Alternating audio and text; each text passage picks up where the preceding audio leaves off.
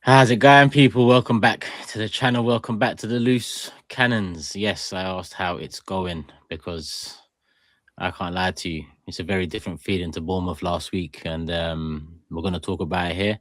But yeah, we've just lost to Man City, 4 losses in the last 6 games across all competitions, 1 win in the last 6 games across all competitions. And now there's 5 games to go. It's a shootout, and I don't think we've got the necessary tools for a shootout. But yeah, we move. Sorry, let me not get into it straight away. Big up James and Jordan in the building. No guest, as has become the norm with losses. We just want to talk. We just want to vent. It is what it is. What are you not saying though, Jordan, James? Aside from Arsenal, everything good? Well, yeah, I won't say exactly what it was, but I had something really cool today. It was a great day. It was a great day, and then when it finished, went to the pub to watch the game, and it just ruined the day.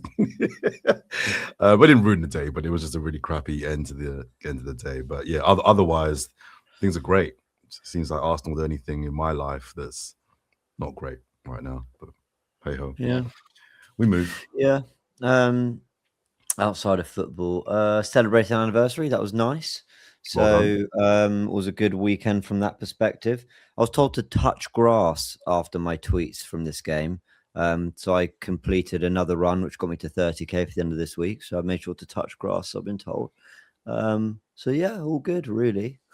Quite an active weekend. People are so angry.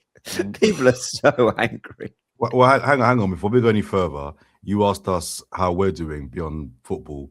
How are you doing, Turkish, beyond football? I'll be on football. Oh, we Everything's can? good. Oh, okay.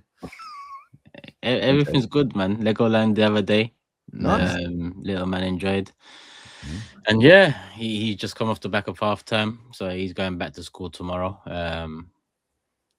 And yeah, aside from Arsenal, yeah, everything's good. Can't complain.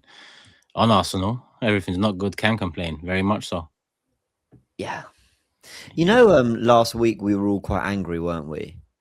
Uh, Anyone else feel like today's kind of just sadness? I feel yeah, sad. yeah. I'm That's not why I even said at the angry. beginning. It's a different feeling. It's deflation. Yeah. It's Mm, disgust. It's just yeah. knowing that what you tried to park off in the back of your mind, probably shouldn't have been parked off. Yeah. But here we are. You live, you learn. Well, However many times. Turkish, you're the host, and I don't think it'd be fair to just leave you to fire off the questions in every direction. Then we've all got a lot to say. Where do we all want to start? I think there's so much. We could go in game order. We could talk main topics. We can talk overriding feelings. Because I feel so many different things. I think we have to start with Arteta, if I'm honest with you. Yeah, okay, I'm all right with that. I just think, I think we start with Arteta and we start with Jordan because Jordan, over the years, even bumpy times, was an advocate. Or, whereas someone like me, I'm happy when it's going well. I'm not happy when it's not going well. Flip flop might be the term for it, but it is what it is. But Jordan, where we're at, Arteta's said a lot in press conferences. On the pitch, we're not doing as much as he says. Today was an improved performance, but at the end of the day, we put ourselves in a position where it wasn't just an improved performance that was needed. It was the result with the improved performance. And we're at stage 7, phase 7. So an improved performance doesn't get a pat on the back either. Not here, not by me anyway. But Arteta, I think, is the best place to start because all roads lead back to Arteta. We can start with HAVERTZ, who signed him. We can start with team selection, who chose it. We can start with substitutions, who made them. So Jordan, Mm. Mikel, how you feeling about him, the situation, where he's at, and where he's gonna be? Well, I think the Mikel Arteta chat is got to be split into kind of two boxes. I think there's a Mikel Arteta chat in regards to today and what we think of his performance today. And then there's the Mikel Arteta chat in regards to overall, right? It is coming up to 7 years now. And I don't think it's smart for us to kind of make any massive proclamations about winning the league or losing the league and what that means for him yet. I mean, we can if we think there's value in that, but I'm not sure there's too much value in that personally. I think on Mikel Arteta, as you said, I've been someone that really backed him. You know, I've not been shy in coming forward by saying that I think I was the only person that in the world who wanted Mikel Arteta after Wenger, right? I'd heard a lot of good things behind the scenes at Arsenal about him. I know that Pochettino wanted him as his assistant.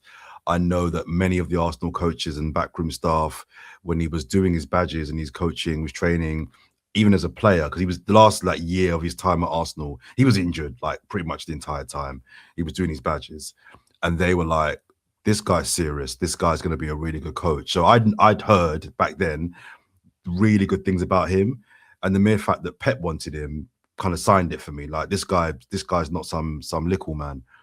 So I wanted him after Wenger, and I know that at the time he was muted. It was very divisive, right? But people were like, why are we linked to this guy? This guy's not even managed, let alone managed a big club. My thinking was, after 20 odd years of Arsene Wenger, it ended badly. Let's go the other way. Let's go for something completely fresh. Let's take a gamble. Because at that point we were so low, I didn't really see any point in trying something of the same. I know names like Ancelotti were linked, Conte was linked, Brendan Rodgers was linked. There was a few senior managers out there that were linked. I thought, you know what? Let's try something different. Let's go young. Let's go brave. Let's you know, let's go something fresh.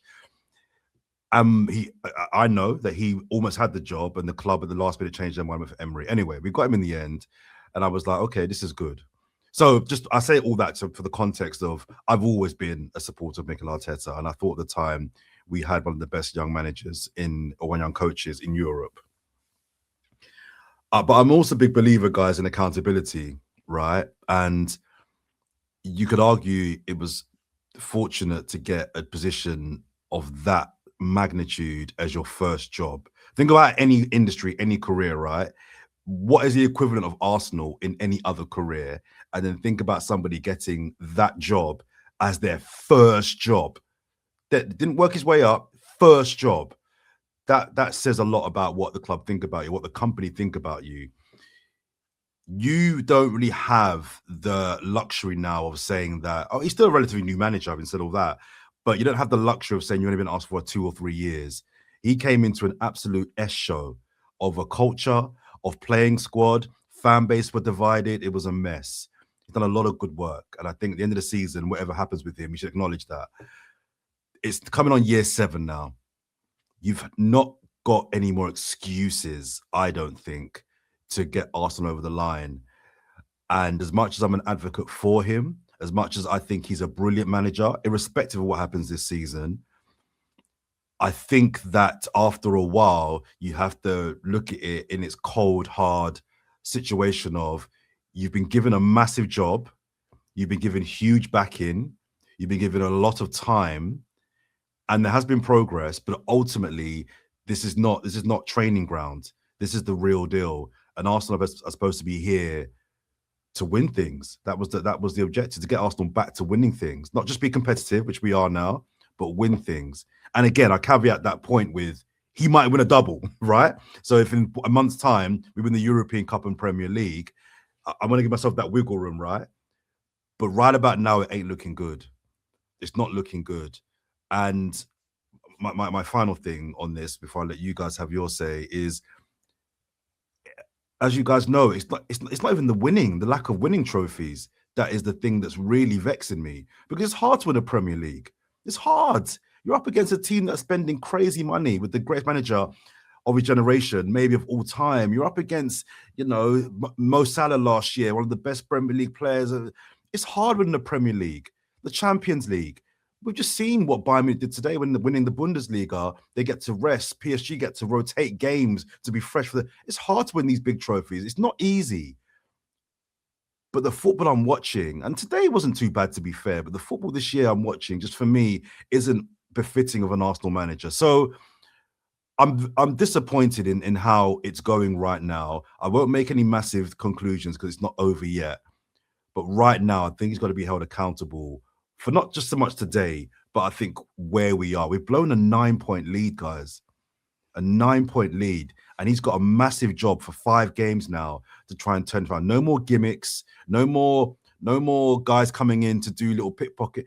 he's got a massive job now to make these guys not only believe they can win 5 out of 5, but there's a massive elephant in the room, guys, that we could lose this title on goal difference.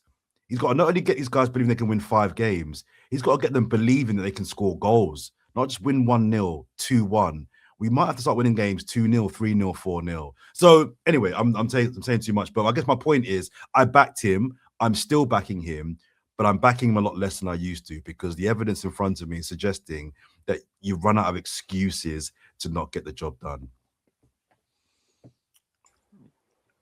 I think that's fair. Yeah, that is fair. That's very fair. That is fair. Do you want to go Turkish or? I think we all are, you know, in terms of backing him because we're all backing Arsenal still. 5 games to go. As much as we fucked it, and I've been fucking it now for a little while, it's still not fucked completely. And I said that last game, but I can say it this game. It's a shootout, and we've got to just, I don't know what we've got to do. Honestly, this again, that bit that I've parked off for the majority of the season is probably still not completely there at the forefront because maybe I am moving mad thinking that it's not over. But James, let's hear your thoughts on it. Well, it's not over because, I mean, it's just not. I mean, I think we'd all be furious at the Arsenal team if they acted like it was over and threw it away now. So, you know, they've got to keep going. They've thrown it away, but they've got to take it back. Yeah, sure. Yeah, that's a good way to put it. Mikel Arteta. I think this game in a lot of ways like summed him up. Like I think in a 90-minute match, this kind of really sums up his whole time at Arsenal. Let's think about it. I like the 11. Eze on the left, Ødegaard in the 10, Havertz up top. Yeah, happy with that. Fine, no problem. I like the game plan. I think this was a good quality game. I think both teams gave it a good go. I think, to a degree, we're a little bit unfortunate to have lost. I think Arteta got plenty right. I think him subbing off Madueke was the right thing because he was really struggling out there. And I think bringing on Martinelli was, in theory, the right thing. Mosquera was on a yellow. We weren't getting around the outside of O'Reilly. We needed to maintain the press and the off-the-ball shape. I was all right with all that. Then things start to go wrong. For me, when he takes off Eze, I think that was a big error of his. And when all is said and done, the off-the-ball shape was quite good. We moved the ball around quite well. We were competitive. We can be proud of our efforts. Guys, we lost. Again, we haven't won in a really big game when all eyes were on us to overcome a mountain that we haven't overcome before. So the camera has gone Turkish. Yeah, man, I don't know what's going on here. No worries, I'll power on. So we've never won at the Etihad or at Anfield with Mikel Arteta. I resisted for a long time that you kind of had to win these games to be champions. And in a one-off season, that's true. I don't think you have to win at these places to be champions. But I think at some point in a 6-7 year process where you want to be the best in the country, you have to have won at one of these places at least once, surely. You have to have landed the kind of punch that makes everyone go, whew, fair play. City have done that. City have battered us 4-1 in a title-deciding game. City have come to the Emirates and beaten us 3-1 when we were the league leaders. City have gone to Anfield and won 2-1 from 1-0 down when they knew pretty much the title's done if they don't get that win.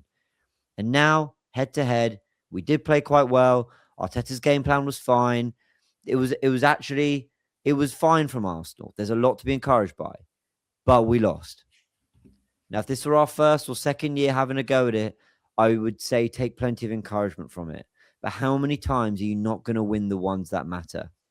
And that has been actually a feature of Arteta's reign. Now, there's one game he did win when it mattered. It was Liverpool at home, 3-1. Do you remember Jurgen Klopp's Liverpool? They were in the title race, 3-way title race. It's Arsenal, City, Liverpool. We did beat them. But Van Dijk makes a massive error. Martinelli puts it in the back of the net, and Trossard's left-footed shot is deflected in at the near post. We deserve to win that game. We were the much better team and not rewriting history. But that's the only time we got it done when it mattered. Last year, Liverpool, league leaders, come to the Emirates. We go ahead twice, 1-0, 2-1. We don't win the game. When did we beat City? 1-0 at the start of the season in around October, when it was too early for it to mean a lot in 23-24. Last season, 5-1, when neither were in a title race. It was a nothing game, and we battered them. But we've never won when it really, really mattered. Sorry, the FA Cup games behind closed doors. We lost the cup final against City. We lost this game against City. We lost at Anfield earlier this season when they were the champions. We drew at the Emirates this season with Liverpool when it was an opportunity to extend the gap, I think, to 10 points. Correct me in the comments if I'm wrong. No, I think we'd have gone to either 8 or 10. I can't remember. It would have been a massive, massive gap if we'd beaten Liverpool. I remember going to that game that night going, if we win, this could be the title. And we drew. We haven't beaten our biggest rivals, those who have claimed silverware, when it's really mattered. So, yeah, there's positives. Sure, there was a lot we did well in this game. And I could be praising of those things. But who fucking cares? Because we lost again. We lost again. And we lost, or at least we couldn't avoid defeat, because once again, the players that are meant to make the difference in these fine margin games failed to. Kai Havertz did some good things. I don't dispute people who say he did some good things. He missed 2, and actually I'm going to make it 3 massive chances because I forgot he was offside when Eze rolled him in through goal. Not only was he offside, he then took a horrible touch, and Donnarumma comes and scrambles for it in the first shot. So there were 3 massive chances for him to score. And we'll talk about Kai Havertz in more detail in a little bit. But I just can't be that nice about Arsenal and the performance and the positives when once again the result's the same. We don't win big games. Do you know what, James? Sorry, just to add to your point there about him losing again. What makes it even more of a stinker is a draw was fine. Even if he got out there with a draw. Yeah. He didn't even have to win. Like, I agree, in 7 years, to not land a knockout punch at Anfield or the Etihad is just poor, right? But this was one of those games where you didn't even need to win. Like, a draw would have been like, okay. I think a knockout punch, I think, is needed at some point, just to kind of let your rival know, nah, don't try it. Don't try it. We're not in a good run of form, but we're still about it, right? And we can come to your gaff and walk out at 3 points. I think that says more than 3 points. But even if you can't do that, can you just manage to get a draw? You know what I mean? I'm giving him some grace. He didn't even have to win the game. But he's never won there. FA Cup 4th round at the Etihad, he lost. Carabao Cup semi-finals against Liverpool, he lost. Well, he drew at Anfield, but he lost the tie. 2-0 up at Anfield in the run-in when they were a mess that season, and we still couldn't beat them. By the way, I've just looked at the time. I must have rambled for ages, so I'm really sorry, everyone, and to the viewers listening. But I had to just get that off my chest. Like, we have spent, like, at some point, you have to be able to do it. If you want to be the best, you've got to beat the best. At some point, you have to. Not once has he won any of these big games. PSG in the Champions League. Couldn't win that. And I have this really horrible feeling that Atletico Madrid is going to be the same. Champions League semi-final, 4-0 in the league phase was all well and good. But now when it really, really matters, have we got it? Are you still there, Turkish? I don't know if we've lost you because of the camera. I'm still there, man. I don't know what's going on with this camera, man. It's not the time for this, but yeah, I'm here. No, all good. It's all good. It's before we get into the actual, because I think people want to hear our thoughts on the actual game, right? And I think we should also get to where we think this leaves us. Excuse me. But you know, it got me thinking, like, even before this game, this a couple of days ago, about other sports, right? And the psychology of a team or an athlete getting over the line and having constant, like, messing up and second, right? And you know, you like me, you like your tennis, James. It got me thinking about Andy Murray, right? No, I'm lying. Sorry, someone else said Andy Murray. It got me thinking about Rory McIlroy. I'll get to him in a second. But I forgot Andy Murray lost 4 major finals, I think it was, before he won. And I think one of the last ones, he was 2 sets up against Djokovic. Was it Wimbledon or US Open? Anyway, one of the majors, and he blew it. No, sorry, other way around. Sorry, his first major, I think he was 2 sets down, and then apparently he spoke about how he went to the dressing room and he spoke about this is not happening again. It's not happening again. He came out and he won. He won his first major, and then I was covering the Masters last week, and literally as we were recording, Rory McIlroy was winning his second Masters in a row, and he's spoken about how winning his 4th Masters or 5th, I think it's his 4th. Second Masters, but he's won majors. 5 majors he's won, but the last one was 10 years ago. It was about 10 years ago. So he's spoken about how he just couldn't get over the line. He's really struggling to kind of work out how to be a winner again. And again, any F1 fans can correct me here, but I think Lewis Hamilton, before he won his first world championship, I think he had a couple of close runners up. So the point I'm making is that there's a really interesting psychology around how you go from being a good team to a team that psychologically can get it done and get it over the line. And then, we can babble on about that all day long, I'm sure. But I just have to question now whether Mikel Arteta / Arsenal psychologically now have just shat the bed, basically, because they're up against there's big blue shark, for want of a better phrase, on their shoulder that they've known is all in the background for a while, but now that shark is really close, that presence, and they don't know how to deal with the pressure against a team that has the form now, has the talent, has the momentum, has the results, i.e. today. And I wonder, just bring back to Arteta, more important than any of that, they have the manager. They have the manager that knows how to, at this part of the season, get it done. Now, I don't think it's over. And I think despite having said all of that, I think City are favourites now, but I still think Arsenal can win this title. I'm not going to change my mind on Arsenal just yet. But as I mentioned, City have got all those things: momentum, form, results, players, manager, game in hand. They've got everything in their favour. So it's not looking good. But the psychology of just a team, what is it? Arsenal just not good enough? Is it fitness? Is it mental? Is it pressure? What is the reason why Arsenal, having blown a couple of chances to go double figures ahead, are now in a position whereby City could be level come the weekend? I don't know what you guys might think it is.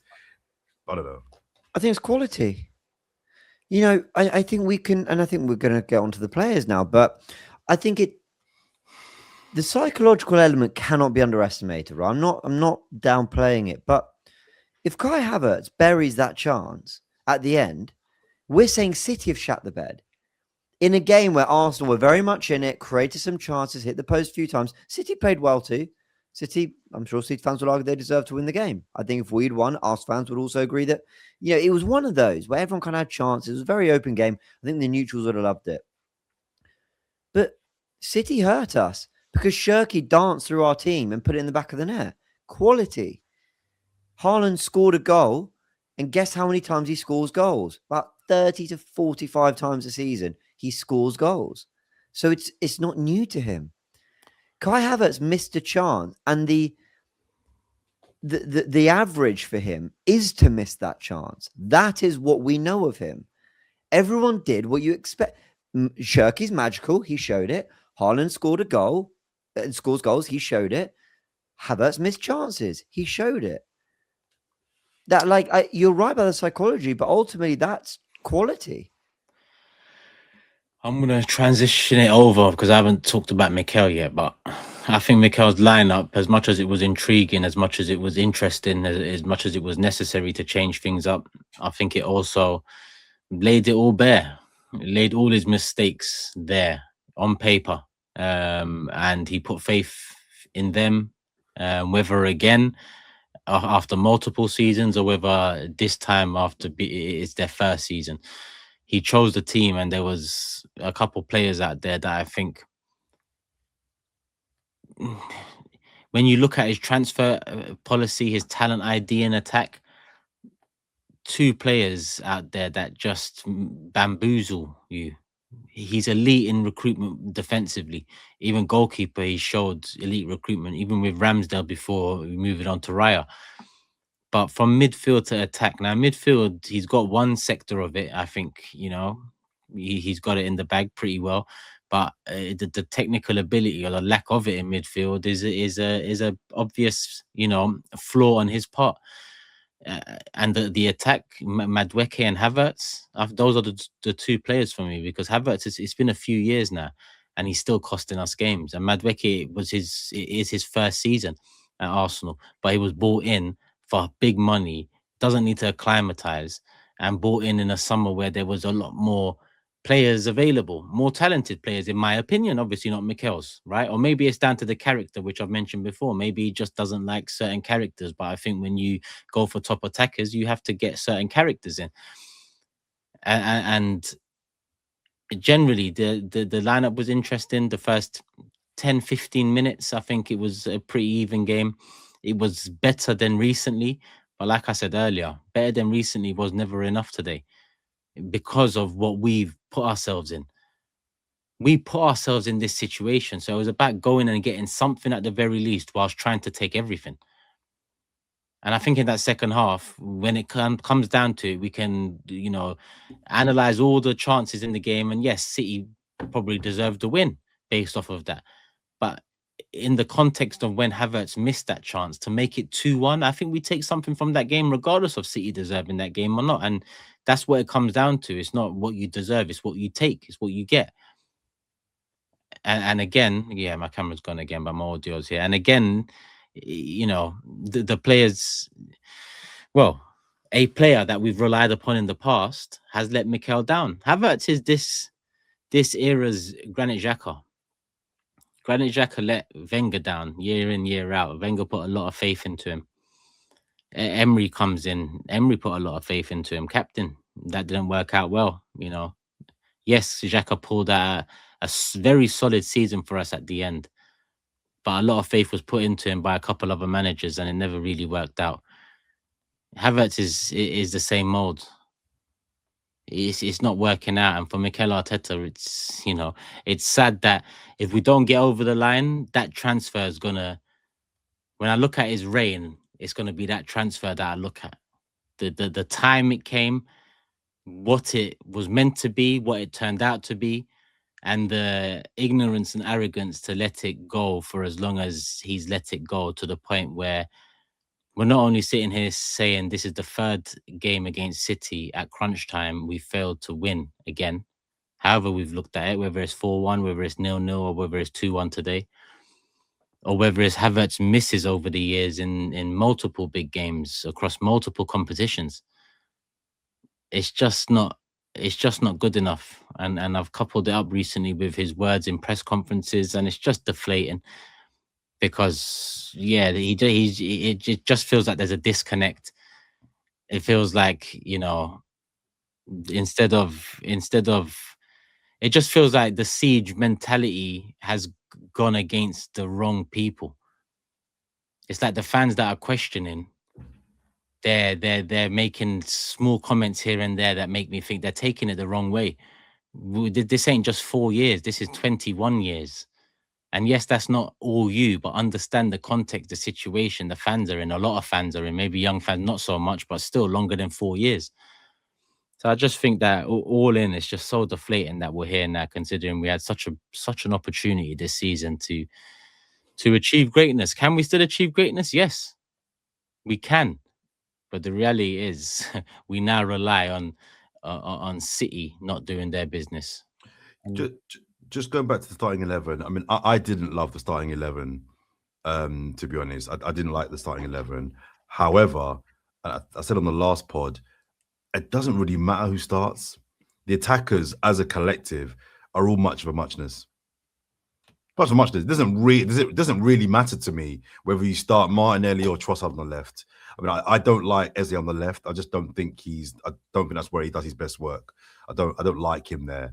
But you know, no one no one's playing well enough for me to think they should be starting in this particular game. Havertz, Gyökeres, cool. Can make an argument for either. Madueke or Jesus. I mean, I'm not really. It doesn't really bother me that much, but I didn't like Madueke. Eze on the left. Havertz. Let's do Havertz. You touched on him there. I need the club to bring me a new striker in the summer. And I'm going to bring in Gyökeres into this as well, because although Gyökeres didn't start and didn't do anything particularly wrong, I just think that it's a really bad look when your star summer striker signing in the biggest game of your season, when you need a goal, you need a win, you're benching him. Now, look, Arteta might say, well, you know, Havertz got the first goal. And personally, I don't think Gyökeres does that. I don't think Gyökeres closes that down. That's not his game. So maybe only Havertz could have scored that kind of goal. But the fact that your main guy is on the bench just stinks. It stinks. Havertz has got to score. He has to score. He just has to score, guys. We can overanalyze the chance, and I'm trying about both. The one-on-one where he's gone through and he's just shot it at the keeper's chest. That to me is a shot of, let me just get it on target. That's not a finisher.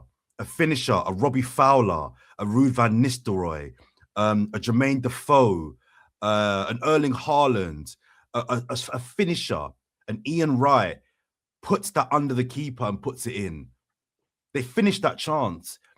A guy that's not a natural striker just thinks, let me just get a shot on target. Let me just shoot and hope for the best. That's what he did. You've got to score that. And the header is even easier. When it happened in real time, I thought did the keeper get a touch of the ball? I thought the keeper saved it. I'm not sure if it was given as a corner. I can't remember. But I was like, oh, okay, fair enough. When I saw the replay, I'm like, nah, you got to score. You've jumped really well. Your timing with jump is perfect. The cross from Trossard is, and I'm saying in the pub, I was in the pub, and I'm saying for the last 5 minutes, like 89th minute, 90th minute, I'm saying in the pub, just give us one chance. Just give us one chance. Just one. Because at that point, we weren't looking great. The last 5 we looked all right. Just give us one chance. And you get that chance. And you put it over. You've got to score. You've just got to score. And any real striker scores that. But it's symptomatic for me of the lack of striker that we have. Because I'm not convinced Gyökeres scores that either. So this summer, just bring me a striker, please. One of them's got to go. One of them just has to go. I don't trust Mikel with that. Win or lose this league. Win or lose the Champions League. I'll be honest with you. I do not trust Mikel with redoing this attack. From what I see and from what he says, whichever angle you want to look at it from, solely from whichever angle, none of it fills me with any confidence that he knows where he's gone wrong, let alone, is able to fix it. He doubled down on the things he's gone wrong in the summer. Now, Gyökeres, you're right. Like, Gyökeres didn't start the biggest game of the season. That says a lot. People will say he didn't want him. He wanted Sesko. Sesko's not exactly great. Sesko's actually not good. Like not to the level we want. Sesko's been okay at best at United. So is that the talent ID? Mudryk is another one that he apparently wanted. I don't trust this man to do it again with Havertz. How many times does Havertz have to let him down? This is why I mentioned Xhaka earlier, because Xhaka let Wenger down a lot. Wenger would persist. Emery is pretty similar in a shorter period of time. That's what I mean when I compare. These players, they will end up killing you off. And I'm sorry, today was a big part in killing Mikel off if we do not get over the line. Like it was in the FA Cup and Carabao Cup last year, or the Carabao Cup final this year, or the Champions League the year before that. There's been so many over the years that, how can I trust Mikel to get this right? How can we? Havertz is terrible. Now, do you man know how rubbish that guy is? I don't think he's rubbish. He's just not a striker. Rubbish, Jordan. He's not a striker. He's just not a striker. What is he then, Jordan? Because he's not a midfielder. I think he's not a midfielder in the system that we play. Havertz is a very intelligent player. I know people don't want to hear it, but he Jordan, actually. Bernardo Silva dipped him I'm and coming to that. moved him. I Bernardo, agree. I was screaming. I was screaming Turkish. I was screaming. I'm with you. But and there's no one wants to hear this, as James at the start said. But Havertz actually did everything else really good, apart from the most important thing. bullshit. He did. He actually did what he did. I didn't He say really good. He did some good things. all right. Okay. Yeah, Okay. yeah. He did. He just didn't do the thing that he's paid to do. He just didn't do the thing that the main thing he's meant to do. His finishing is horrendous because he's not a forward. He's not a forward. He's not a forward. But irrespective, I want him gone, right? I'm trying to just be a little bit balanced and not just bash him. But before, just one other point before James, you come and have your say. You mentioned Madueke as well, because I don't think that signing, forget Madueke personally, but that signing should get off the hook either. The reason why the Madueke one is worse for me than the Gyökeres one, because at least in the market, there actually are good wingers that you could get. Yeah, you're There spot actually on. are good wingers around. No, Like you could say spot on. the striker market is a little bit thinner at the moment. All right, I don't fully buy that, because you could have got Ekatike, you could have got Isak, you could have got. But we're not talking about a pool of top strikers that were available. All right, I might be able to hear that.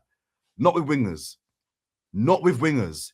There were plenty of wingers available for 50 mil. For 50 mil, there were wingers you could have got this summer. Kudus, Cunha, and Burmo. I've run Semenyo. out of wingers. Semenyo earlier. Who else? Kvaratskhelia 6 months before. Rodrigo, if you really wanted him, maybe you can push the boat out and persuade him. There was many. There was many. Ruffle some feathers at PSG, maybe. Who knows? There's a lot of talent there that's not getting the minutes that talent deserves. But Do Jordan's something, flex a little. Do you remember the beginning of the window?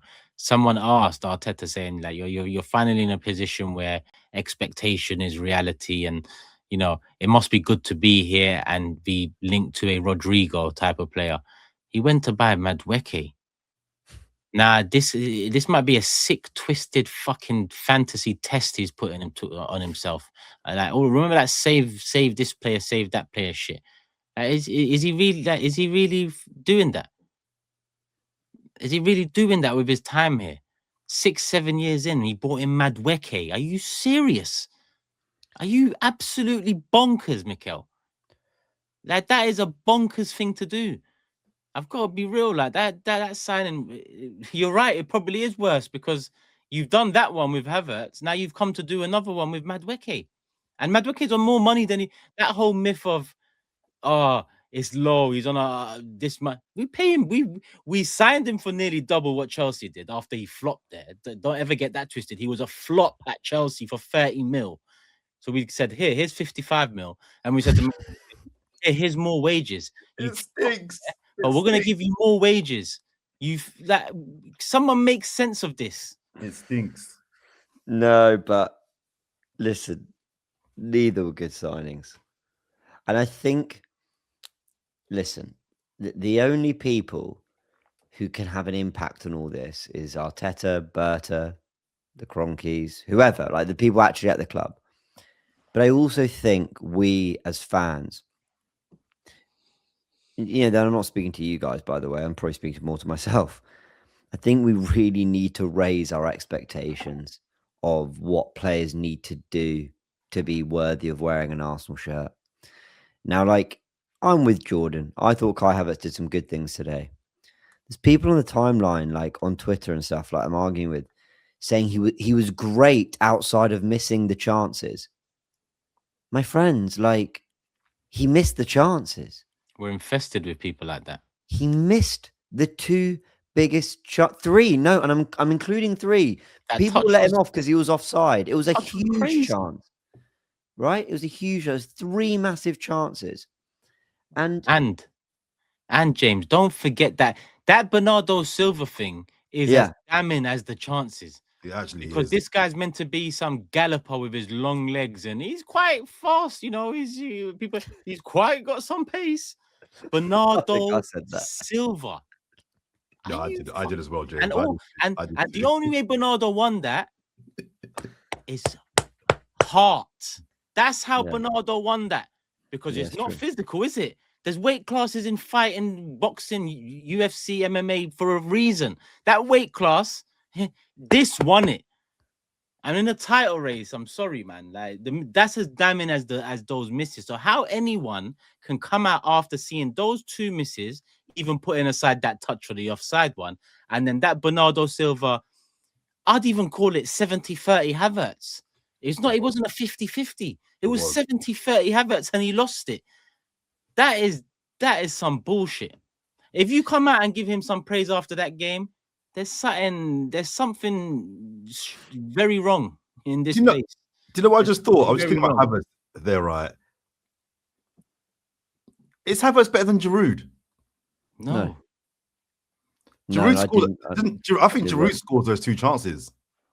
Giroud scores the first one for sure. The second one, yeah, potentially he gets it on target. Maybe. I mean, Giroud missed a whole heap of chances all the time. And I'm not saying Giroud was the guy to win us a title either, but I'm just thinking of like strikers we've had before. Jordan. I've said this before recently. Was it Havertz? I think it was Carabao Cup final. Yeah. I would score that goal. Yeah.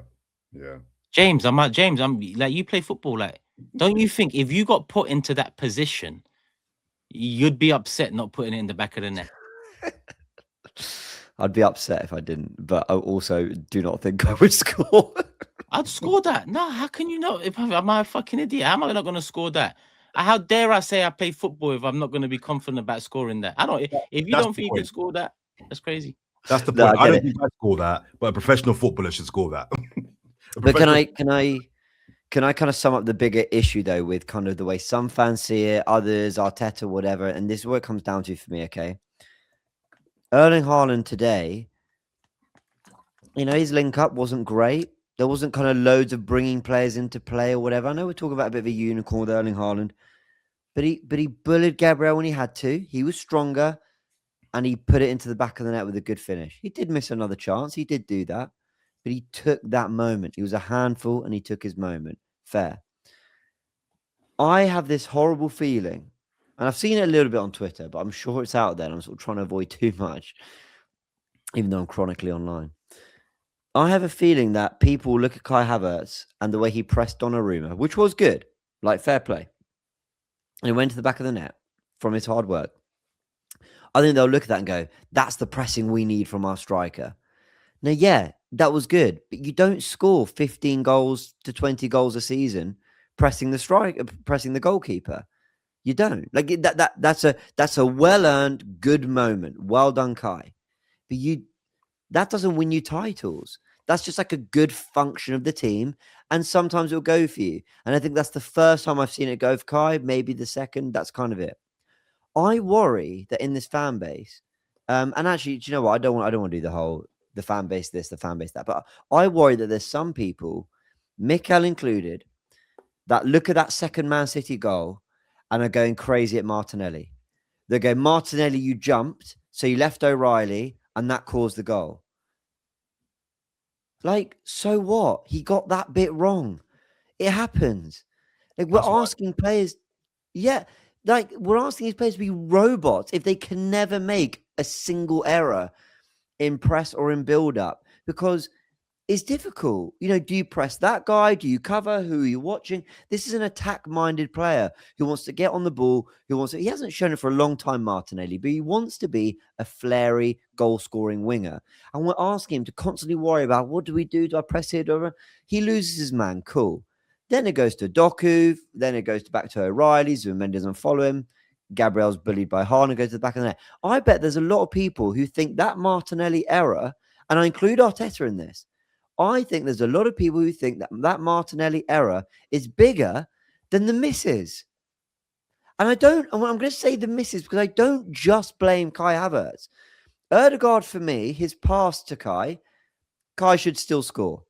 But he has slightly overhit it. He's kind of given him no choice but to kind of let it run across his body and whatever. But still, I think the Ødegaard pass was fine, but it could have been better. But how many times did we get in positions today? Noni just had to slip it through to Ødegaard. Do you remember when he went wide to Mosquera? Mosquera went across. He just needed to slip it to Ødegaard. Ødegaard was in acres of space in the penalty area, and he went wide to Mosquera. The amount of times Like, the game opens up for us, and we're terrible at killing teams in transition. What was the point I was making? I've got off a tangent. I can't even remember. Like, anyway, I think there's a lot of people who think that one error that led to a one well-worked Man City goal in which they punish us, I think people will be more angry at Martinelli than the forwards who completely fluff their lines again in a game where we did create chances. We did play quite well. So what are the excuses for these forwards then? But again, how much do I blame them when ultimately Mikel assembled this forward line? Shock. They weren't able to kill a team. Shock. We didn't score a goal in transition. Who's surprised? Who is surprised? I'm not. We're going to have talks in the summer when the season's done, regardless of whether we win a trophy or not, on this podcast about what happens this summer and next season. But I saw a little bit when I got back of the coverage of the game, and the guys on Sky were talking about ruthless, right? Arsenal in those games have to be ruthless. You got to take which is all true, right? But I want to see a different type of. I want to see a ruthless in the management of the club.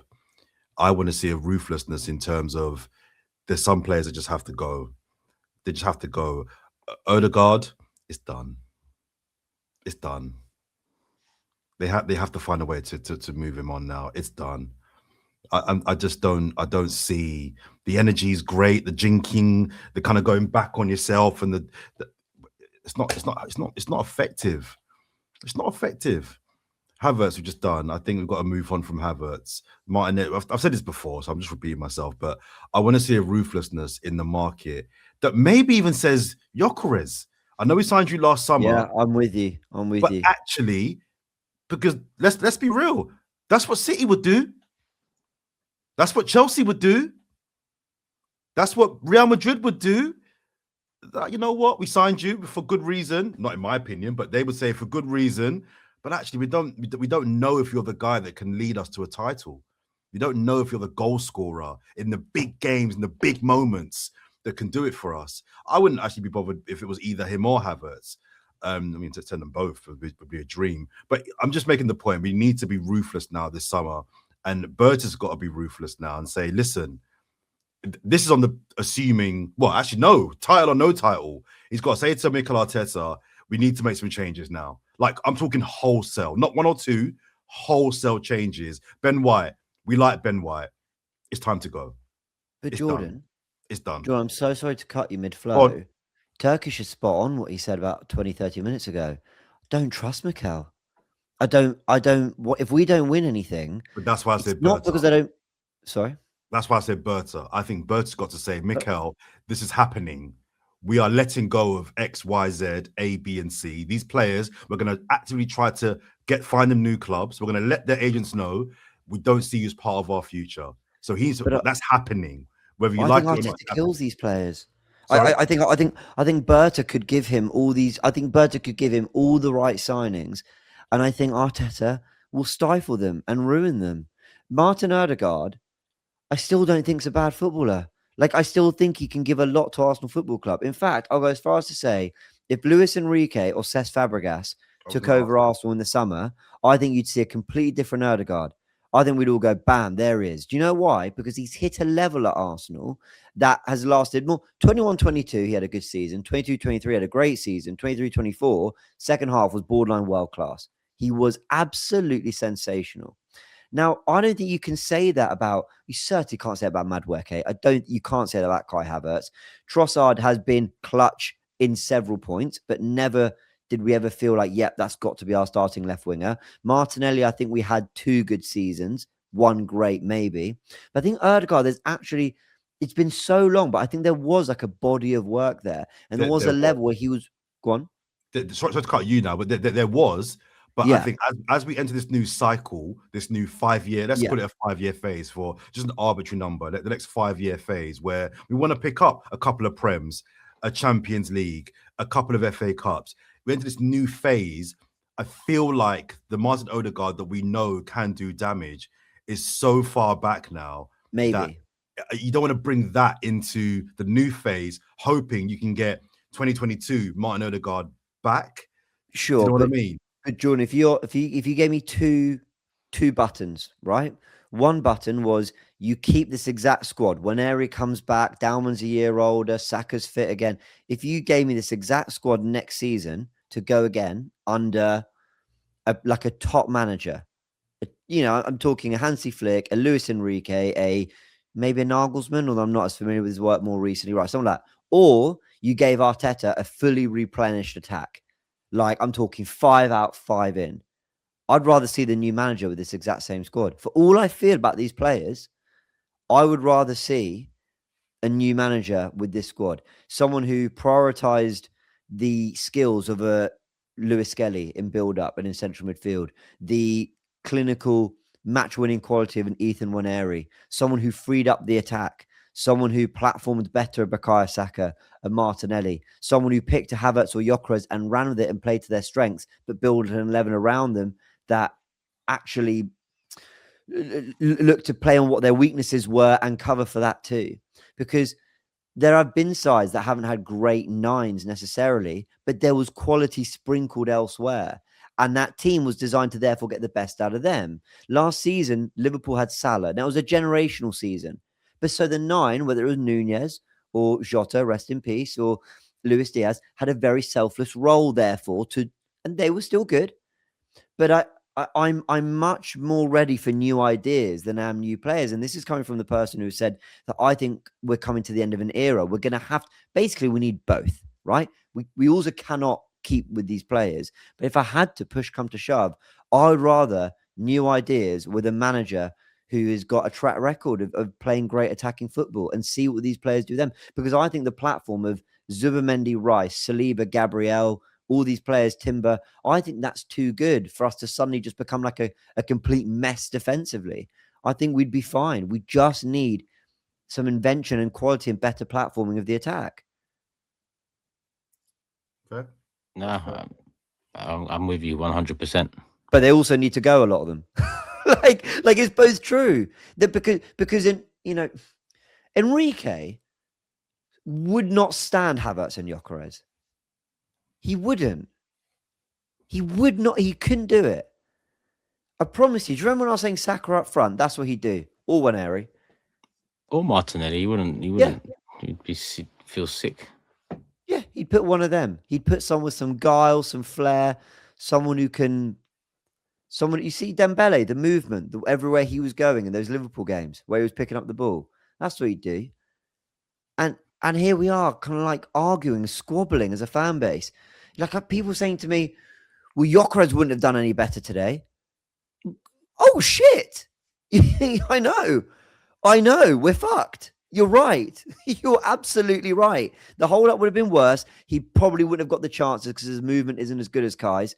He might have taken them if he got them. I don't know if he would have anyway. Yes, correct. Guess who signed both of them for a combined £130 million? It's crazy. Maybe we were missold a process. Like 14 million drivers were missold car finance. Yes, we lost, but I'm still getting it in, people. Between 2007 and 2021, 14 million drivers, they were missold car finance. So yeah, make sure you're checking. You can see the QR code there already. It's on the screen. The Loose Cannons have partnered with the Refund Club.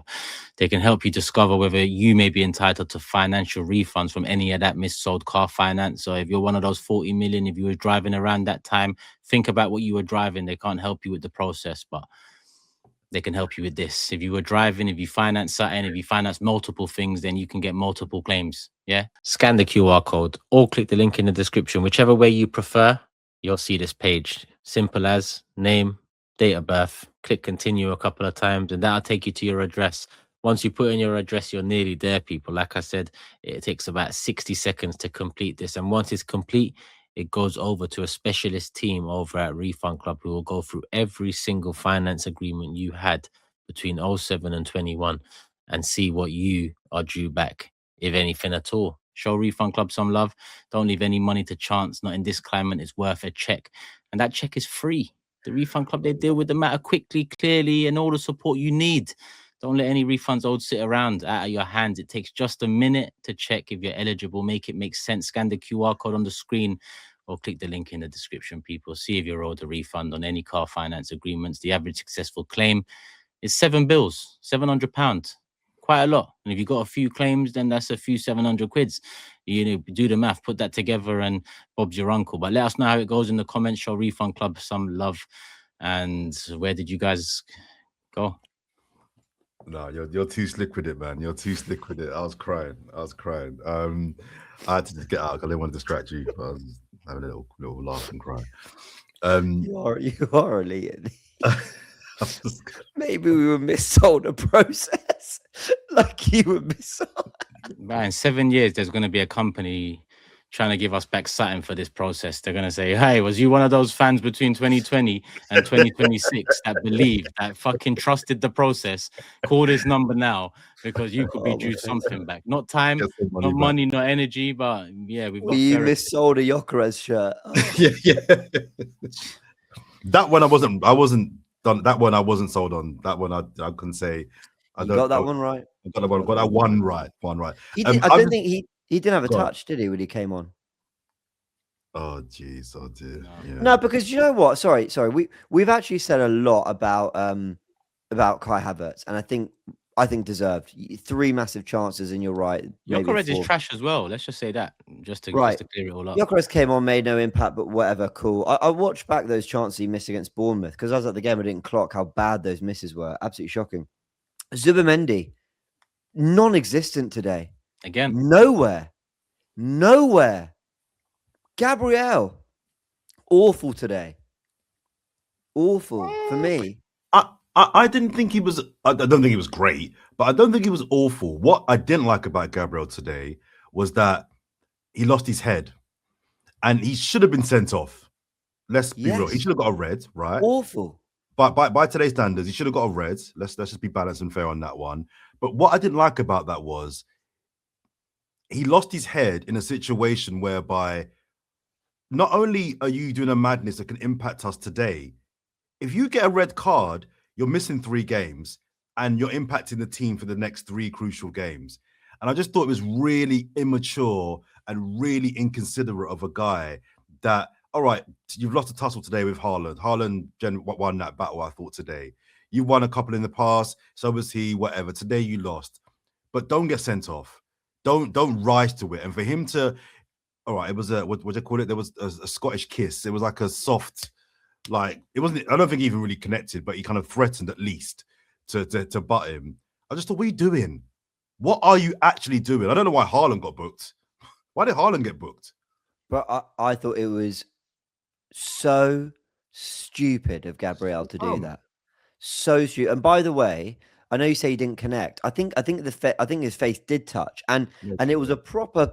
He threw it forward. It wasn't like a. This is gonna sound really weird. It was more like a throw rather than like a head butt. I don't know how to explain it. Like I know he threw his face towards him. And I'm sorry, like I said in my match reaction, when you do that, when you grab hair like Lissandro did the other day, however accidental, or there's a 2-footed challenge, those 3 things for me, you see it, it's easy to pick up on camera, should be straight red cards no matter what. Gabriel got away with murder there. He is nowhere near Gabriel, even though he's marking Haaland. He's nowhere near him on that goal because Haaland's got an arm and he's really pushed him away. So he can't even get that. He can't get in front. He can't make the block. He doesn't feel even in the battles. He was bullied on that. Now, the one I forgave him the most for was actually when Shirky danced around him for the first goal. I thought, you got done. You got done by some magic. That can happen. But you're still there. Like it's still at the center of where it's kind of gone wrong. Distribution wasn't great. I never felt like he won that battle or settled at any point. I didn't feel like we squeezed. And when the ball came out, him and Saliba just kind of cleaned up. I thought Saliba had a good game, by the way. But like, I was so disappointed. And I think when your spine fails to deliver, Gabriel, who's meant to be your senior centre-back, Zubimendi, who's meant to be your 6, and Havertz, who's meant to be your striker, when they can't deliver, your centre-back doesn't win his duels, your 6 can't run a game of football, and your striker's missing 3-4 massive chances in the game. Yeah, the fluff, everything else was pretty encouraging. But we got killed there. On the other hand, Rodri, neat. Haaland scored. Gehi and Kusanov, crucial interceptions at crucial times. I'm not saying, Kusanov gets in front of Havertz. That was another one, by the way. It was good from Kusanov. It was good from Kusanov. But I wonder whether another striker is stronger and gets in front a bit quicker. I'm probably being really harsh. I admit that. No, you're right. I forgot that one. He's got to get across him. A Defoe, an Ian Wright, a Van Nistelrooy. They get across the striker, so you can't. So they don't allow Kusanov to get the opportunity to get a leg in. Maybe I'd have to rewatch it, but I wonder. Yeah, it's bad. My final point, guys, on the game was going to be just about. If I looked at Bernardo Silva in the second half, Bernardo Silva was so good. He's a little rat, but he did what I really hoped one of our players, and Declan Rice in particular, who was before the game, I hoped it was him. I was really hoping, guys, somebody on our team was going to just grab this game, just grab the game. Like, we're not playing poorly, we're not playing great, but guys, there's an opportunity. This City team are not great. They're not. I'm still not having them. I know they might win the league. I don't think they're particularly good. I just needed somebody, and I thought it might be Rice, just to say, you know what? We're not losing this game, guys. We're not leaving this pitch as losers. We're not. And I just didn't see. I didn't see any particularly bad performances. I mean, I did think Zubimendi was missing again, and he's struggling. I think the physicality of the Premier League is catching up with him. He's got all the tech in the world, but this league is about physicality fundamentally. And the amount of games he's been playing, he clearly is getting run over. I don't even see the tech, and I haven't seen the tech pretty much all season. But I think they're linked, Turkish. I think they're linked. I think the fact that he can't keep up physically with the league is impacting his tech. He can't do anything technically because look at Silva. Silva's not an athlete, but Silva clearly has the drive and the guile, and he's Premier League proven that he knows how to physically handle this league. And I just didn't see anybody on our team decide, you know what, I've got this. We're not losing. And I hoped it was going to be Declan Rice. I didn't think Rice was poor, but I just thought Rice might be the guy today in the way that Silva in that second half. Silva was a beast. Silva was an absolute beast. And I know he's leaving at the end of the season, so there's a whole big thing coming up now about, you know, all these games before he leaves. He's obviously on it, determined to win this Premier League, win a treble possibly. But I just didn't see anybody on our team that made me feel that way. But just before we kind of move on, guys, where do you guys feel the title race is now? 5 games each. Thank you. Yeah. And where do you think this leaves us? We'll do a pod ahead of Newcastle, so maybe we save our Newcastle thoughts for that pod. But where do you think the lay of the land is now? Considering fixtures we've got coming up, we've got Europe. They might have an FA Cup final coming up. Where do you think we are? I think the ascendancy and advantages with City now, albeit we have the exact same task in hand. I just think their form, the motivation, the factors around, you know, what's happened with us and what's happening with them from the Carabao final to now, I just think it gives them the edge. And when you look at what it could be if we both win 5 games each, which I don't think will happen. I actually think if we win the next 5, we win the league. If I just put that out there, I think if we win the next 5, I think we win the league. But at the same time, I don't think we win the next 5. So, you know, I might as well just caveat that myself as well. So, You think they do? Do I think they do? Right now, yeah. You think they win 5 from 5? Yeah, right now I think they win 5 from 5. No, right now I think they'll drop points. Sorry, right now I think they drop points, but they will still win the league if we continue like this. I think a few things. I agree. I think they'll drop points, but I think so will we. So like, yeah, basically whatever. But for what it's worth, I think that's won them the title. I really saw today is a lot of people are saying like, well, it's a shootout now, and Turkish said it because it factually is. But I thought it was a case of if we win today, we've won the league. If they win it, they've won the league. And if we draw, then it was a shootout because they had their game in hand. The question was about our pressure. And I thought we'd drop points at least one more time, maybe twice. And that's when I thought it would become really interesting because they're the team with momentum. We're the team trying to hang on. You know, they're going to win their game in hand. That will put them above us. I believe they will. I might be wrong, but I believe they will. And then, yeah, like they might draw Everton or Bournemouth. But I think But I think we'll draw West Ham and Palace, or at home to Newcastle. Very, very possible that all those things happen. And I've seen. Do you know what I've seen said a lot today? And I actually really disagree with it. I've seen a lot of people saying, "Oh, the league wasn't lost today. The league was lost against Forest and Bournemouth and Wolves and or Brentford and all these other, If City win this league, which I now think they will, they drew at home to Chelsea from a leading position, and Brighton from a leading position, and Forest from a leading position, all of them at home. They drew against West Ham, who were in the bottom three at the time. They lost 2-0 to Michael Carrick, who's in the job 2 days. They dropped points to this Tottenham from 2-0 up. This Tottenham from 2-0 up. So they've had some royally shit results this season. They absolutely have. But they beat us. So I actually completely disagree with people who go, well, it's all these other games. Because, all right, let me do let me do the thing that I was never going to do post these actual matches, but I'll say it now. Brentford, tough place to go. Very tough place to go. Wolves, we were poor. They fought back. They ended up beating Villa and Liverpool after that. So maybe we caught them at a bad time.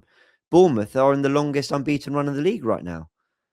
Who else do we drop points? Man United went on a great run. I think are in the best form, or were in the best form around the time. I know it was his second game. Forest. But they were. Was that sorry? Forest, Liverpool. But the reason Forest fight for their lives, Liverpool. But go on. No, the point I'm trying to make is there are shit results in there. I'm not saying they're not. My point is we can do that about us. We can do that about City. And I think we can, right? Because sorry, Jordan, but this is really interesting. Sorry. Because what I'm trying to say is, yes, those were shit results, and I lost my head after plenty of them. So I'm not rewriting history saying that they weren't shit results, but City had shit results, and they're probably going to be champions now. What it comes down to is what I said earlier in the pod, which is we can't beat these guys when it matters. If you'd won today, none of that would have mattered. But when it came to it, they did win their game when it mattered. Like, you can't keep hoping that all these favors are going to get it done. If we win the league now, which would be great, I'll be on the streets, dancing, be amazing. We'll have done it without ever beating City, taking 1 point off 6 against them. Now, okay, that might happen. That's actually what happened to City when they beat us in 24 to the title. They lost at the Emirates and they drew with us at the Etihad. You can win a title with that record against your rivals, but in all these years, we've never once landed a big punch on any of our rivals who have gone for the title when we've supposedly been in that conversation too. So yeah, all those other results were shit. Cool, but City had shit results. But head to head, we never beat them. But I don't think it's about that though. The reason why I disagree is because the result for me that if we lose this title will be the one that actually I think is where we really messed up. We can chat about United wasn't good enough at home. Liverpool at home, what we were poor. The result for me, James, is the Forest one, because I think if you win that game, if I'm not mistaken, I think we go 11 points clear, right? I think it would have been something like that. What was it, Turkish? Do you remember? Maybe even 12. Yeah, something 11. It might have even been 12, right? But it's definitely double figures clear, right? City have never, as a well-known thing going around at the moment, City have never ever lost a title race. The titles have not won, i.e. Liverpool's 2, they were never in the race, right? So there's something to be said that you have to get as much gap between you and City to almost blow them away, demoralize them. I believe if we win that game, forget Wolves, because that was weeks later, forget United, forget Liverpool. If we win that game against Forest are fighting and they've won 4-1 tonight. Forest that time in that period were really bad. They were not good, right? If you beat that Forest at that period, I think that puts a nail in City's court. Now, I'm having an argument at the moment with a good friend of mine who says, you proclaimed, or you Arsenal fans said the title was done in January. Title race aren't done in January. I'm like, well, they can be. I genuinely feel if we'd have won that game, I don't know if City come back from that. And then that allows you to have a couple of slip-ups against the United, even lose the City game, because you've got that much of a lead. And I know you don't win every single game. I know that's not how football works. I get it. But I just feel at that point, drawing that game, it was another example of giving Manchester City that that mantra of Belief. just keep on their shoulder. Just keep on their shoulder. It's only January. It's only February. We can catch them. We can catch them. You give them that little bit of belief. You win that game. I think the belief goes. I think it goes. I think they think, wow. I know there's 4 months to go, but it's 12 points. They're on form. We're kind of up and down. I think it kills it. So I actually do think that was we lack a lot of character, guys. We lack a lot of character, and we're not killers. It's the right sort of character I'm talking about. Yes, we got characters that might, just smile and look good from side profiles and wear, Burberry autumn spring collection, and we've got that, but the characters to win. Now, when you look at the City side, even though this ain't the same side that went 4 in a row or done the treble, there's still, big, bold characters in them, real like men in terms of the old school sense. Dare I say that nowadays? But with us, I just don't see that. Yes, I might look at Rice as someone I expect that sort of thing from, behind the scenes. But the more I think about this attack, and the more I think just generally about the culture, it reminds me a lot of the Hector Bellerin era. Now, not on the pitch, it doesn't, right? But in terms of the happy, never no accountability. It's he wanted to win so much. I feel like we've still got quite a few of those, especially in attack, ones that ain't really on trying to, achieve greatness. I don't know if it's just me that feels that, because yes, the football's far gone from that Hector Bellerin era, but I still think the dressing room still holds on to some of that. I don't know, if we're all happy we're going to win kind of thing. It doesn't work like that. Like someone should have knocked on Mikel's door and said, Mikel, why are you signing Madueke? Why are you doing that? Because I've been through eras where Fabregas said he looked around and there's no winners. And Van Persie looked around and there's no winners. And Nasri and everyone in between did that. So I just feel like the aura of this, especially our attack, it just lacks. And to be honest, the squad in general, it just lacks what I think is the necessary characters to in these moments actually make a change. Like, But yeah, I find that difficult, Turkish, because like I thought the players showed character today. Like I think they all individually fought. I think there was effort and application. I don't think there was a team there that wilted under the pressure. I think the problem is, in the context of everything, it wasn't a good enough performance or good enough result. In a one-off game, I think that was like a valiant effort. And I think that there was plenty to like about the way we approached it. On another day, we might have won it. And I think it's because the players actually showed something. So I keep coming back to the manager. I really think the manager is a bigger problem than the players.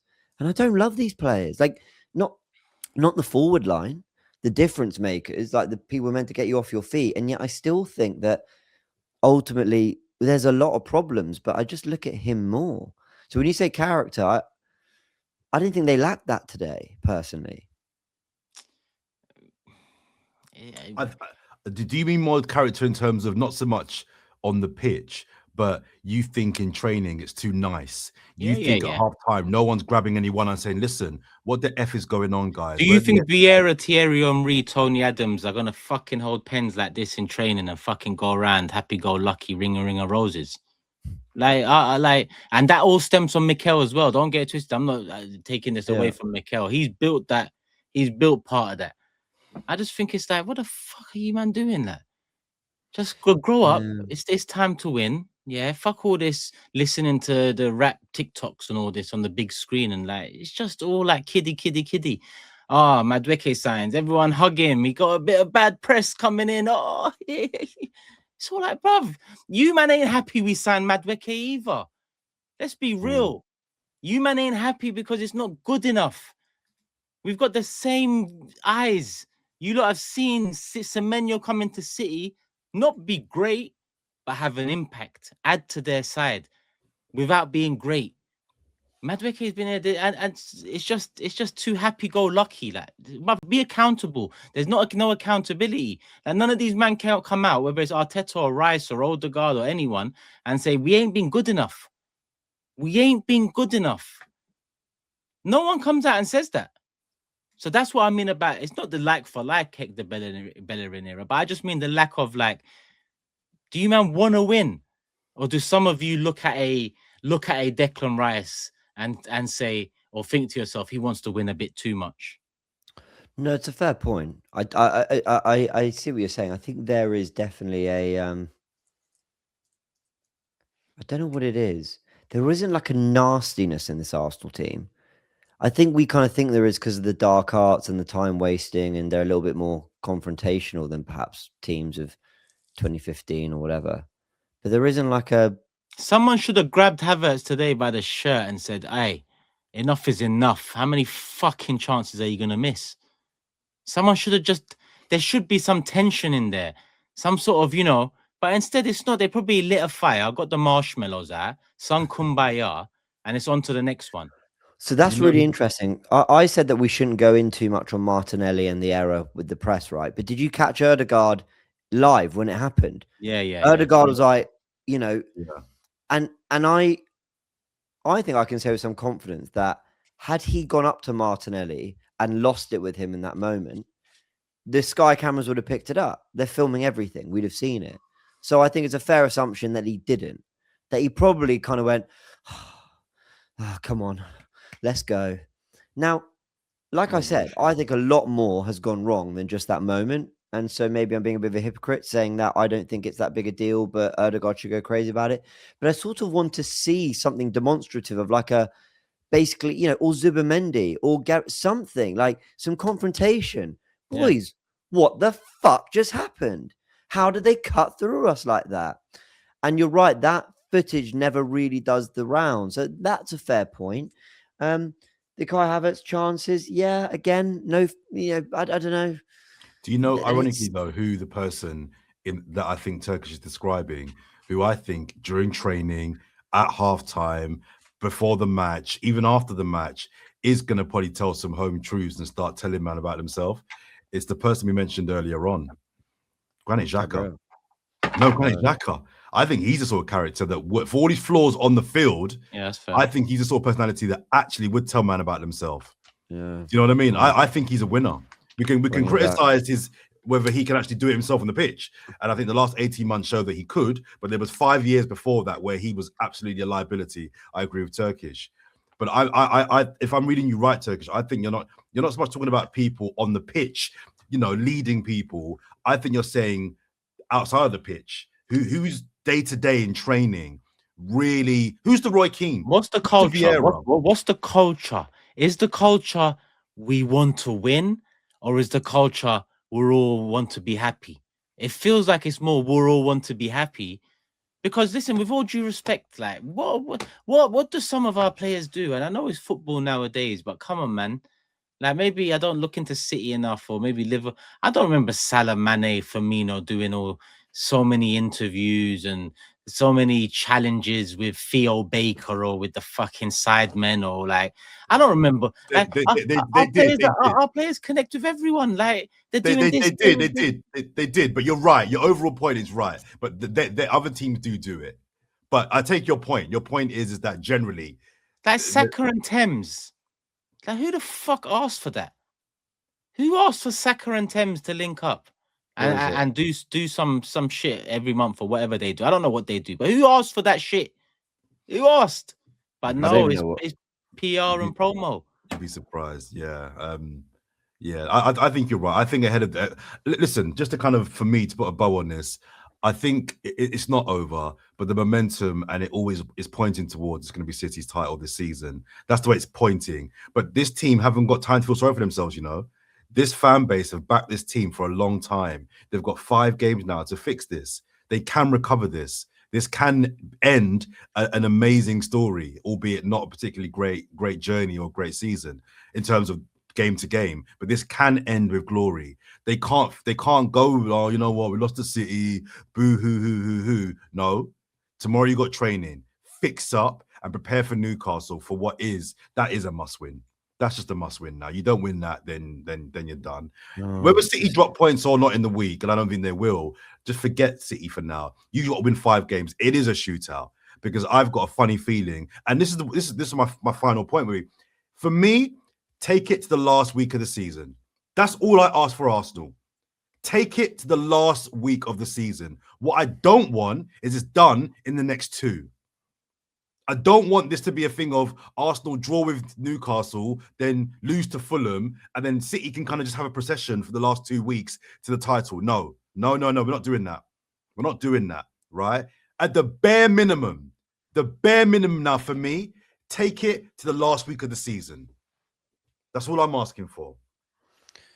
I do feel like, you know what? No, I'm going to start another rant. Let me not. But I think there's definitely something in this ruthlessness thing. I definitely think it has to be done. I definitely think maybe to actually what you're saying about the players and like the niciness is probably more like ruthlessness comes with character. Like that's a character trait. Yeah, I think that's got to come from the managers and the coaches more than the players. I You think buy that as well. It's not all create that. You buy that. Oh yeah, 100%. I'm not talking about Arteta and the coaches, James. I'm talking about Berta. Your job starts now. You should be looking at the striker now, the next winger now. You should be talking to the agents of certain players at Arsenal, saying, "Bro, it's been a good run, but we're going to go in a different direction." Those convos, title or no title, that should be happening now. What should also be happening now is leaving a voicemail to Luis Enrique. Just letting him know to keep his diary open just in case. That'll be real. City will be doing the same. Yeah. Well, City will do the same. We'll end up with fucking Enzo Maresca or something. Like I got to be honest, man. I just, it's so funny because there were genuine positives from today's game. It just doesn't matter when it's like, yeah. I'm trying to think of an analogy. Like, you ever had someone just like in life, like, I don't know, you've seen it like at school or someone who's just constantly, it's like here it is, like Boy Who Cried Wolf. It's a little bit like that. It's just this kind of constant, like someone who always kind of lets you down. And then by that 5th, 6th one, no, they genuinely meant to, but something actually happened and they couldn't quite get there. And no, that we were going to, but something got in the way. And you're like, I don't really care. Like, I feel a little bit like that with Arsenal. Yeah, the performance was better. The game plan was better. The 11 was more attacking. The football was better. We did take it to City. I don't care. I don't really. HAVERTZ did, we disagree, Turkish. HAVERTZ did do some good things. I don't care. I don't care. And this kind of ruthless mentality that you talk about there, it's like I was saying, I do think we need to elevate our standards as a fan base a little bit, because I understand us being patient and giving everyone a chance and being open to it. The coaches and the scouts must know more than we do, and I understand taking that perspective. But I've read this sentence a lot today. We wouldn't like, yes, he missed chances, Havertz, but we wouldn't have been good without him. And I'm like, I don't care. I don't know how to explain that, but like, that is that meant to make me feel better? So we lose or we lose. Oh, great. There's a problem there. That's a problem. Like, great. We were competitive. We lost. Maybe that washes a little bit more if we drew, but we missed the chance to win the game. Maybe that washes a little bit more then, but I'm going off on tangents now. It's 1 a.m. People, we're recording at 1 a.m. and we've all lost our heads. When was the last time we were happy on this podcast? Tottenham. Yeah. No, before Carabao Cup, I would say we were okay. No, but happy. Happy. Like energized. Yeah, Tottenham would be the one, didn't it? Yeah.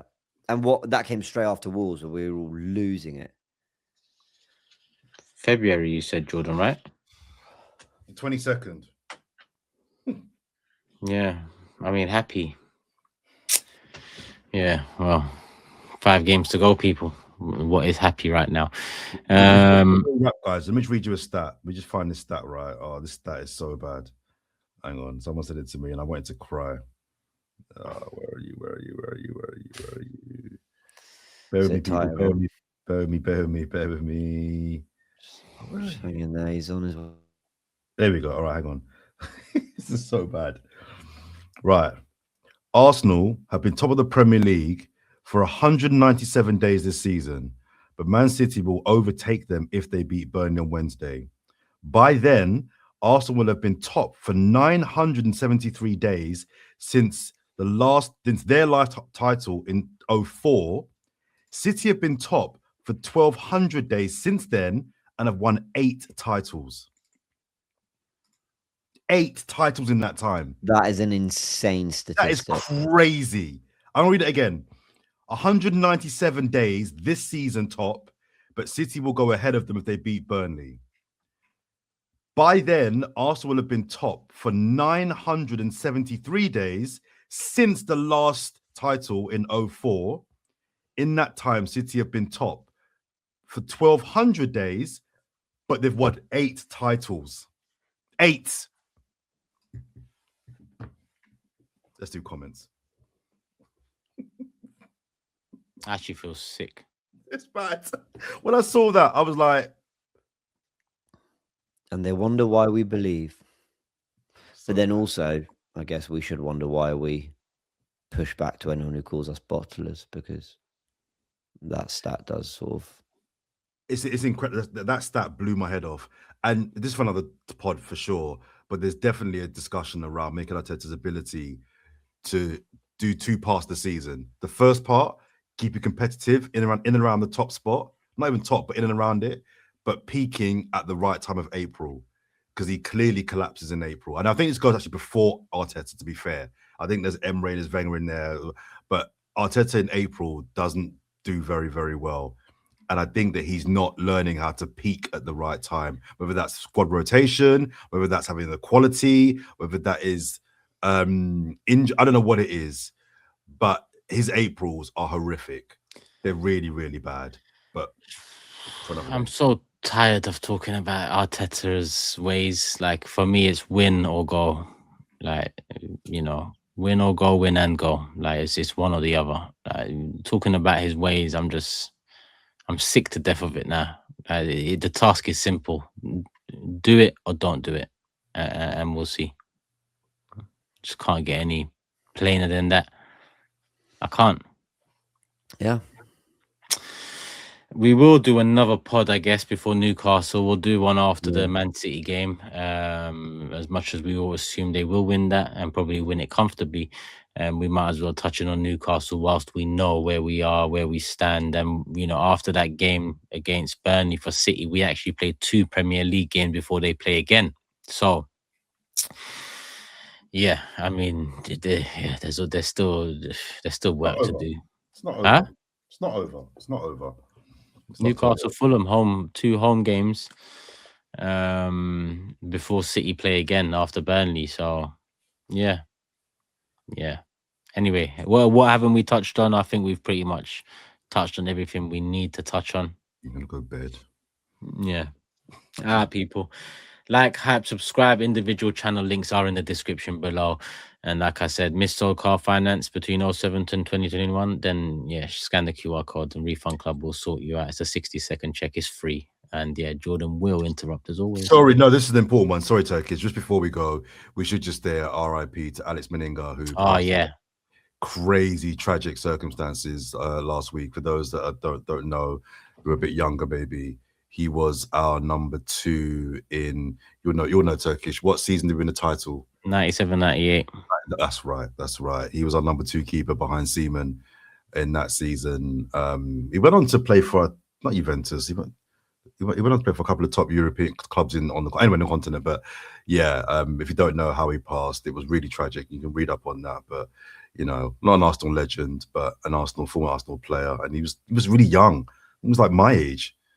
I think he was like mid-40s or something. Yeah, I think he was mid-40s. I'll check. Yeah, it was crazy. Mid to late 40. I think 49, if I'm not mistaken. Okay, still, that's crazy. 48, yeah. Man. And you say not a legend, and I hear that, but in that 97-98 season, played a big part in the league and played a big part in the FA Cup too. Yeah, you're right. I remember that. Actually, he did. And I just meant the fact that he's not a legend, but yeah, I still think he's an Arsenal player, so we should still you know, show some love. So obviously, No, I'm glad you done that.